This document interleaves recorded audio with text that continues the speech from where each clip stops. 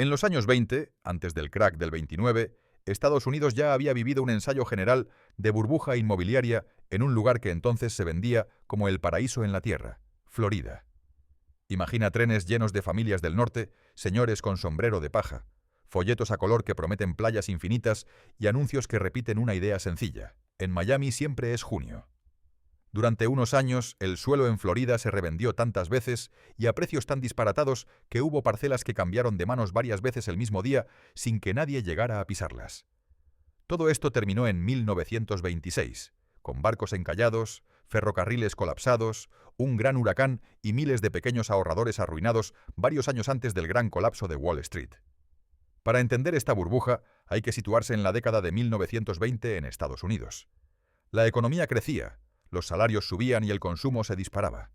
Muchos estadounidenses sentían que el futuro solo podía ir a mejor. Los automóviles se popularizan, las radios entran en millones de hogares y todo lo que suena a modernidad, progreso y ocio encuentra gente dispuesta a gastar. En ese clima, la idea de un nuevo paraíso en el sur, con sol todo el año y oportunidades inmobiliarias ilimitadas, encaja perfectamente Florida. Era en gran parte un territorio poco desarrollado, con zonas pantanosas, un clima duro y una infraestructura limitada.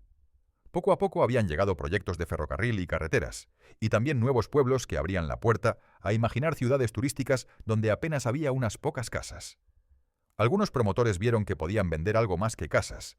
Podían vender un estilo de vida, palmeras, playa, aire limpio y descanso para la clase media del norte industrial. Desde el principio, la venta de tierra en Florida estuvo muy ligada a la publicidad agresiva y al marketing emocional. Uno de los nombres clave de esta historia es Carl Fisher, un empresario que había hecho fortuna en el mundo del automóvil Fisher. Entendió que para vender Florida no bastaba con tener sol y arena, hacía falta construir un relato.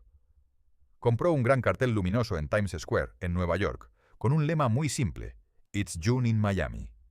En pleno invierno neoyorquino, ese mensaje era una provocación. Mientras tú tiritas de frío, allí abajo siempre es verano. Los anuncios y folletos mostraban playas perfectas, hoteles de lujo y urbanizaciones planificadas, incluso donde todavía no había prácticamente nada construido.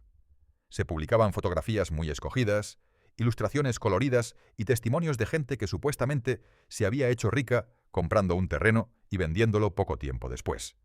Todo se presentaba como una oportunidad histórica: entrar temprano en un mercado que, según los promotores, solo podía subir porque tierra ya no se fabrica. El mensaje era claro: si no compras ahora te vas a quedar fuera para siempre de la nueva Florida. Entre 1924 y 1925, la fiebre alcanzó niveles difíciles de imaginar. En Miami y otras zonas de Florida proliferaron oficinas de venta de terrenos, con miles de agentes inmobiliarios trabajando a comisión. A mediados de la década, en Miami podían operar decenas de miles de agentes y vendedores en un mercado que parecía no tener techo. Los periódicos locales y nacionales repetían historias de fortunas hechas en muy poco tiempo comprando y revendiendo lotes de tierra. Los precios se dispararon. Hay registros de terrenos que habían costado poco más de $20 el acre unos años antes y que ahora se revendían por $200 o más.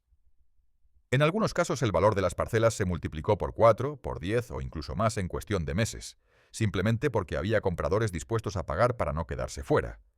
La subida ya no tenía relación con el coste de construcción, ni con la renta futura, ni con el uso real del suelo, se movía solo sobre expectativas y pura especulación. Muchos compradores ni siquiera tenían intención de construir en esos terrenos. Compraban un derecho a comprar la propiedad en el futuro, un pequeño depósito conocido como binder que podían revender a otra persona. Ese papel, ese compromiso parcial de compra, se convertía en un activo negociable que cambiaba de manos muy rápido, casi siempre a un precio algo más alto. Hubo momentos en los que algunos lotes se compraban y vendían varias veces en un solo día. Cada nuevo comprador esperaba encontrar a alguien todavía más optimista. Una parte enorme de esta especulación se hacía a distancia. Hacia 1925, se calcula que hasta 2/3 de las operaciones inmobiliarias en Florida se cerraban por correo, con compradores que nunca habían pisado el estado. Firmaban papeles, enviaban cheques y recibían planos y folletos donde todo parecía perfecto: calles trazadas, servicios prometidos y un futuro barrio ideal. En la práctica, muchas de esas parcelas estaban en zonas remotas, pantanosas o sin acceso real, pero eso quedaba oculto bajo la narrativa del nuevo paraíso. Mientras tanto, la infraestructura de Florida empezaba a mostrar señales de agotamiento. Para sostener el boom, hacían falta toneladas de cemento, madera, acero y muchos otros materiales que debían llegar por tren y por barco. Los ferrocarriles del estado comenzaron a colapsar con tanto tráfico de mercancías. Los vagones quedaban atascados durante semanas, llenos de materiales que no llegaban a su destino. La imagen de prosperidad sin límites chocaba con la realidad física de un territorio que no podía absorber tanto crecimiento tan rápido. En octubre de 1925, las principales compañías ferroviarias que operaban en Florida tomaron una decisión drástica. Ante el colapso de la red, declararon un embargo sobre muchos tipos de carga y priorizaron solo alimentos, combustible y bienes esenciales. Los materiales de construcción pasaron a un segundo plano, lo que paralizó muchas obras, retrasó proyectos y dejó a promotores atrapados con terrenos vendidos sobre plano que no podían entregar. Ese embargo fue uno de los primeros pinchazos serios de la burbuja. Dejó claro que el ritmo de expansión era imposible de sostener. A principios de 1926 ocurrió otra escena muy simbólica del agotamiento del boom. Un barco llamado Prince Valdemar encalló y se hundió en el puerto de Miami, bloqueando la entrada durante semanas, con el puerto obstruido. El flujo de mercancías por mar se frenó en seco, la escasez de materiales se agravó y creció la sensación de que algo se estaba rompiendo.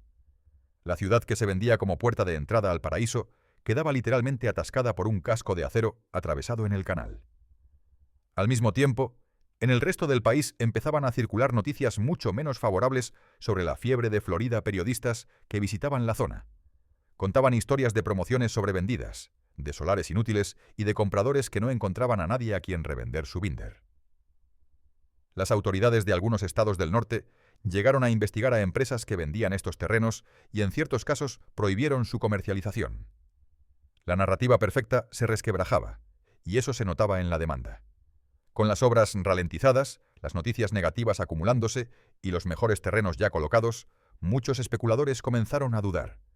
Los que habían entrado tarde se encontraban con que era mucho más difícil revender sus derechos de compra a un precio superior.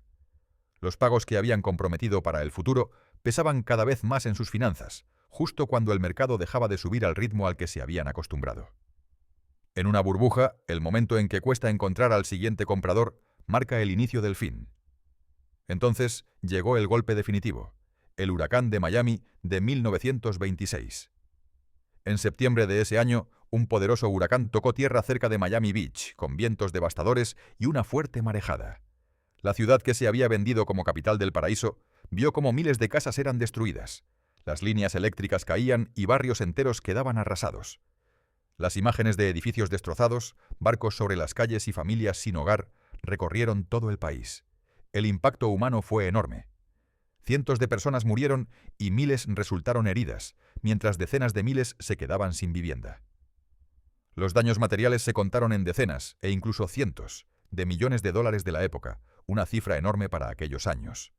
Más allá de la destrucción física, el huracán destruyó algo todavía más frágil, la confianza en el sueño inmobiliario de Florida. Después del huracán, promotores y autoridades locales intentaron minimizar el desastre. Insistían en que Miami estaba tocada pero no hundida, que el clima seguía siendo maravilloso y que las oportunidades continuaban ahí. Pero los números eran claros, el turismo cayó, las ventas de terrenos se desplomaron y muchos compradores dejaron de pagar los plazos comprometidos. El espejismo de riqueza fácil se estaba disipando. En los meses y años siguientes, miles de pequeños inversores descubrieron que los papeles que guardaban en un cajón, esos contratos de terrenos en Florida, valían poco o nada. Los promotores que habían financiado su expansión con deudas y promesas se quedaron sin flujo de caja y con proyectos a medio hacer. Los ayuntamientos, que habían gastado en carreteras, alcantarillado y servicios confiando en un crecimiento ilimitado, se vieron atrapados con ingresos fiscales mucho menores de lo esperado. Florida entró en recesión varios años antes de que el resto del país se hundiera en la Gran Depresión. La burbuja inmobiliaria de Florida dejó aún así un legado físico. Muchas infraestructuras construidas durante el boom siguieron ahí.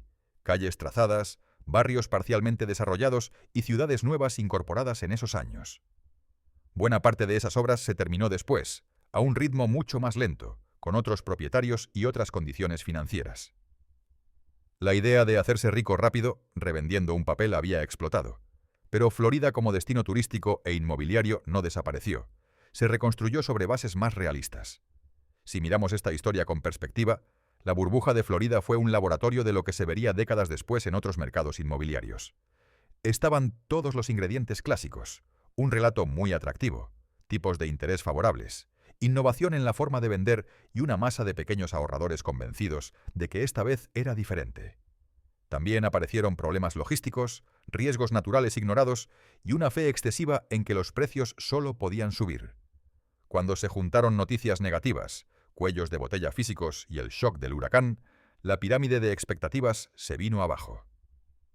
De esta historia se pueden extraer varias ideas claras.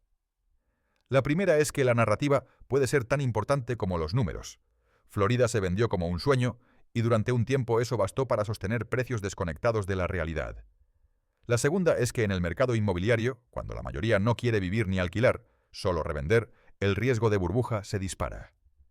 La tercera es que una región puede vivir su propia crisis inmobiliaria años antes de que el sistema financiero la note a nivel nacional, como pasó luego con el crack del 29. Cuando se habla de burbujas más recientes, como la burbuja japonesa de los años 80 o la burbuja subprime de 2008, la historia de Florida en 1926 suele quedar en segundo plano. Sin embargo, muchos de los patrones que se vieron en Miami y en otras ciudades del estado anticipan dinámicas que se repiten una y otra vez en la historia económica. Expectativas desatadas, compradores a distancia, instrumentos financieros que permiten apalancarse y una confianza casi religiosa en que la costa siempre sube de precio. La Florida de los años 20 fue un aviso temprano de lo que ocurre cuando demasiada gente intenta hacerse rica muy rápido con el mismo activo. Y quizá la lección más incómoda es que mientras la música suena casi nadie quiere cuestionar la fiesta. Muchos de los inversores que se subieron tarde sabían en el fondo que los precios eran absurdos, pero no querían ser los primeros en salir. En Florida, como en tantas otras burbujas, el problema no fue solo no ver venir el final, fue no querer verlo. Por eso, cuando hoy miramos gráficos de precios inmobiliarios o escuchamos historias de enriquecimientos rápidos, la sombra de la Florida de 1926 sigue ahí aunque a veces no la recordemos. ¡Eapa!